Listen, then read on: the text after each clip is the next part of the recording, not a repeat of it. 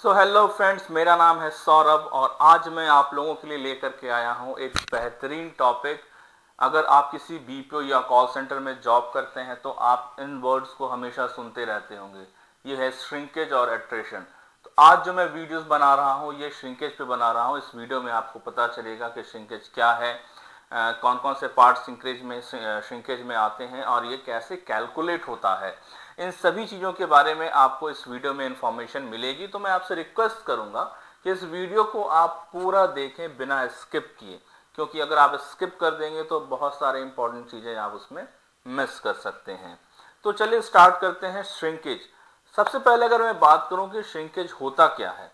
Shrinkage का मतलब है एब्सेंटिज्म, यानी कि अगर आपका रोस्टर है, अगर आप बीपीओ में या कॉल सेंटर में जॉब करते हैं तो आपको पता होगा कि वहां पर एक रोस्टर बनता है। आपसे पूछा जाता है, आपसे प्रेफरेंस लिया जाता है या आपको बताया जाता है कि आपको किस दिन आना है। किसी एक दिन आपका वीक ऑफ है, बाकी दिनों में आपको आना है। तो मान के चलते हैं फॉर एन एग्जाम्पल, आज आपका वीक ऑफ नहीं है, आज आपको आना था। आपका वीक ऑफ 2 दिन के बाद है, बट किसी रीजन से, किसी पर्सनल रीजन से, किसी जेन्युइन रीजन से या किसी भी अदर रीजन से आप आज ऑफिस नहीं आ सके। तो ये क्या हुआ कि आप रोस्टर में थे, आपका प्लान था ये कि आप ऑफिस आएंगे और वहां पे आप वर्क करेंगे 9 आवर्स का, बट आप किसी रीजन से वहां पे एब्सेंट हो गए। तो वो आपका कैलकुलेट होता है श्रिंकेज में। इसी तरीके से जितने लोग प्लान्ड हैं, अगर सपोज करें 10 लोग प्लान्ड हैं और 2 लोग नहीं आ सके, तो जो नहीं आ सके उसका हम कैलकुलेट करके श्रिंकेज निकालते हैं। ठीक है। अब ये श्रिंकेज 2 तरीके के होते हैं। पहला है हमारे पास प्लान्ड श्रिंकेज और दूसरा है हमारे पास ये अनप्लान्ड श्रिंकेज। अब अगर मैं प्लान्ड श्रिंकेज की बात करूं तो प्लान्ड श्रिंकेज में हमारे पास week off, paid leave, EL और कॉम्प ऑफ होते हैं। लेकिन अनप्लान्ड में बात करूं तो सिर्फ एलडब्ल्यूपी यानी कि लीव विदाउट पे, जिसमें कि आप एब्सेंट हैं काम से और सिर्फ उसी चीजों को यहां पे रखा जाता है या कैलकुलेट किया जाता है इसमें। अब अगर मैं बात करूं कि टोटल श्रिंकेज का परसेंटेज कितना होना चाहिए, यह डिपेंड करेगा company to company, process to process, लेकिन जो स्टैंडर्ड है वो 21 से लेकर के 23% तक होता है। मैं इस अभी के लिए मान के चलता हूं कि मेरा जो श्रिंकेज का टारगेट है वो 23% है। ठीक, नीचे आएंगे श्रिंकेज एरिया। अब यहां पे मैं लिखा हुआ हूं वीक ऑफ में 14%। इसका क्या मतलब है, यानी कि अगर मेरे पास 40 एजेंट हैं, उसमें से मैं 14% को आज के लिए या आने वाले वीक के लिए, सपोज मान के चलता हूं कि मैं नेक्स्ट वीक के लिए रोस्टर बना रहा हूं मंडे का। ठीक है, तो 14% को मैं मंडे वीक ऑफ दे सकता हूं 40 एजेंट के का जो 14% है उसको, यानी कि अगर मैं 40 एजेंट का 14% निकालूंगा तो ऑलमोस्ट 6 यूजर्स होंगे, 6 एजेंट होंगे, यानी कि 6 एजेंट को मैं मंडे के दिन वीक ऑफ दे सकता हूं।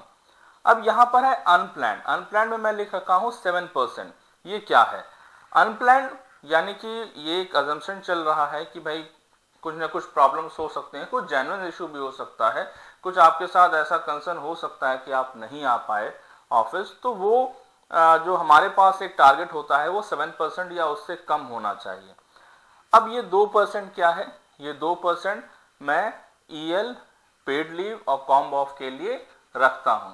ठीक है, कि अगर मेरे पास कोई एजेंट आता है, वो बोल रहा है कि मुझे पेड लीव चाहिए या कॉम्ब ऑफ चाहिए, मैं किसी दिन आया था, सपोज मैं 26 जनवरी को आया था और उसका कॉम्ब ऑफ मेरे पास बचा हुआ है, तो वो मैं उस दिन उसको एडजस्ट करूंगा। बट अगर वो बोल रहा है कि मुझे मंडे ही चाहिए, तो वो जो परसेंटेज है वो 2% तक होना चाहिए, उससे ज्यादा नहीं होना चाहिए। ठीक है, तो अगर मैं अब टोटल देखूंगा तो 14%, 7% और 2%, यानी कि ये हो गए 23%। जैसा कि मैं बताया था कि मैं श्रिंकेज का टारगेट लेके चल रहा हूं 23%। ये भी इंफॉर्मेशन मैं दिया हूं आपको ये कि ये company to company, process to process vary करती है, लेकिन अभी के लिए मान के चल रहा हूं मेरा टारगेट 23% का है। ठीक है, वीक ऑफ के लिए 14% हो गया, अनप्लान्ड मैं 7% तक के लिए अज्यूम करके चल रहा हूं। ठीक है, और कोई एक दो या दो एजेंट आए, उन्होंने कहा कि मुझे पेड लीव चाहिए या मेरा कॉम्ब ऑफ चाहिए, तो वो मैं 2% तक दे सकता हूं। ठीक है, मेरे पास अभी 23% का टोटल इस तरीके से कैलकुलेट करके मैंने आपको बताया। अब ये देखते हैं कि वीक रोस्टर मैं बना रहा हूं यानी कि नेक्स्ट वीक के लिए। नेक्स्ट वीक मेरा स्टार्ट होने वाला है, मैं बताऊं आपको, तो ये नेक्स्ट वीक होना है 30 मई से नेक्स्ट वीक स्टार्ट होगा, ठीक है। तो मैं मंडे के लिए ये बना रहा हूँ। मंडे के लिए मैंने चेक किया कि मेरे पास 40 हेड काउंट है टोटल, और मैंने कहा है कि भाई मैं 6 को वीक ऑफ दे दिया हूँ और 1 को मैं पीएल दे दिया हूँ, यानी कि टोटल हो जाते हैं मेरा, अगर मैं वीक ऑफ और पीएल को ऐड कर दूं तो 7 हो जाते हैं। तो 40 में से अगर मैं 7 हटा देता हूं तो मेरे पास बचते हैं 33, यानी कि मंडे के लिए जो मेरे पास रोस्टर हेड काउंट है वो 33 है। 33 एजेंट को मंडे अवेलेबल रहना है, ठीक। अब मैं कैलकुलेशन की बात करता हूं कि कैलकुलेशन कैसे होगा श्रिंकेज का। टोटल हेड काउंट मैंने आपको बताया 40 है मेरे पास, प्लान लीव 7 हो गया, जिसमें कि मैं 6 वीक ऑफ है मेरे और 1 मैंने पेड लीव दिया है, ठीक है। अब यहां पर क्या हो गया, मंडे एक एजेंट नहीं आ रहा है, अनप्लान्ड है, एक एजेंट नहीं आ रहा है।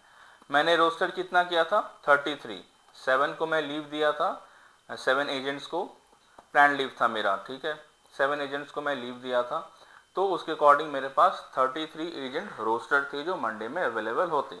लेकिन मंडे आ गया, मंडे में मेरे पास 32 ही अवेलेबल है, एक ने क्या किया, अनप्लान ले लिया किसी भी रीजन से। अब मैं कैलकुलेशन की बात करता हूं यहां पे, तो ये कैसे कैलकुलेट होता है। यहां पे आप देख पा रहे हैं मैं फॉर्मूला लिखा हुआ हूं। मैं आपको पहले बताया कि श्रिंकेज 2 तरीके के हैं, प्लान श्रिंकेज और अनप्लान श्रिंकेज, ठीक है। प्लान श्रिंकेज का फॉर्मूला क्या है कि मेरे पास जो प्लान लीव है, यानी कि मेरे पास प्लान लीव है 7, ठीक है, डिवाइडेड बाय, दूसरा फॉर्मूला क्या कह रहा है, टोटल नंबर ऑफ एजेंट। मेरे पास टोटल नंबर ऑफ एजेंट कितना है 40, तो ये निकलता है 18%। मैं आपको एक बार फिर से करके दिखा देता हूँ। फॉर्मूला ये कहती है कि प्लान लीव कितना है, मैंने प्लान लीव कर दिया था 7, हमारा प्लान लीव है, ठीक। इसमें डिवाइड कर देना है हमें टोटल हेड काउंट मेरा कितना है, तो ये निकल के आ जाता है 18%। यहाँ पर मैं मल्टीप्लाई बाय 100 भी रखा हूँ, आप अगर यहाँ से इसको परसेंटेज में चेंज कर देंगे तो ये 100 रखने की ज़रूरत नहीं पड़ेगी। अब मैं अनप्लान्ड श्रिंकेज की बात करता हूँ। अनप्लान्ड श्रिंकेज में क्या है, अनप्लान्ड लीव हमारी कितनी है, वो है 1, ठीक है। अब टोटल नंबर ऑफ एजेंट कितना है, जो रोस्टर थे वो हमारे पास 33 है, तो यानी कि जो अनप्लान्ड लीव है वो एंड डिवाइडेड बाय जो एजेंट रोस्टर है वो, ये आ जा रहा है हमारा 3%। अब इसको मैं अगर टोटल कर देता हूँ दिस प्लस दिस, तो मेरे पास आ जा रहा है 21% का टोटल श्रिंकेज आ रहा है, यानी कि प्लान अनप्लान्ड सभी श्रिंकेज को मिला करके मेरे पास 21% आ रहा है। तो इस तरीके से ये श्रिंकेज पूरा कैलकुलेट होता है। एंड नेक्स्ट वीडियो में मैं आपको अट्रेशन के बारे में बताऊंगा। आई होप ये वीडियो आपको पसंद आई होगी। कोई भी अगर आपके कमेंट्स हैं तो वो ज़रूर शेयर करें। Thank you so much.